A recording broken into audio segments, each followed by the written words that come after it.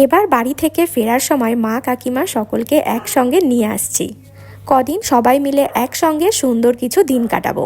উঠে পড়েছি আমরা ভাগীরথী এক্সপ্রেসে। প্রায় 2 ঘন্টা সুন্দর একটা জার্নি করার পর শিয়ালদা থেকে একটা লোকাল ট্রেন ধরে যাচ্ছি ডায়মন্ড হারবারে।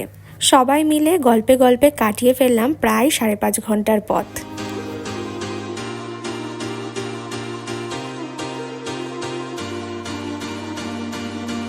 পাশে সূর্যমুখীর হলুদ হলুদ ক্ষেত দেখতে দেখতে আমরা এগিয়ে চলেছি। ট্রেনের মধ্যে বাচ্চারা তো একটু দুষ্টুমি করবেই, তাই চুটকিকে ব্যস্ত রাখার জন্য জামাইবাবু এখানে বেলুন নিয়ে খেলছে তার সাথে। তো এই যে বেড়াতে এসেও মা কাকিমা কারোরই রেস্ট নেই। কাকিমা রান্না করছে চিংড়ি মাছের মালাইকারি, আজকে রাতে খাওয়া হবে। তিতলি এসে গন্ধ শুকছিস? হ্যাঁ। আর এই যে এ তো জামাইবাবুর কোল থেকে নামার কথা নেই, সারাক্ষণ কোলে কোলেই।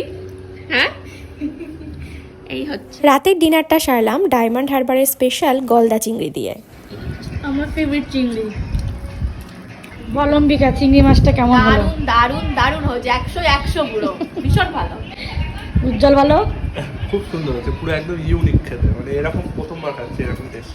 তিতলি আমার তো অল টাইম ফেভারিট চিংড়ি। আর তুই তো চিংড়ি এমনিই ভালোবাসিস, তাতে আরো বড় বড় চিংড়ি। বলো কেমন হয়েছে?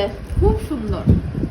কাকিমা আজকে পুরো ফাটিয়ে দিয়েছে। কাকিমা বলো, নিজের রান্না নিজেই বলো। আমি আর কি বলবো, নিজের রান্না তিতলি যা খেয়েছে, তিতলি তো থালাটা দেখানো হলো না, তোর থালার মাজতে হবে না।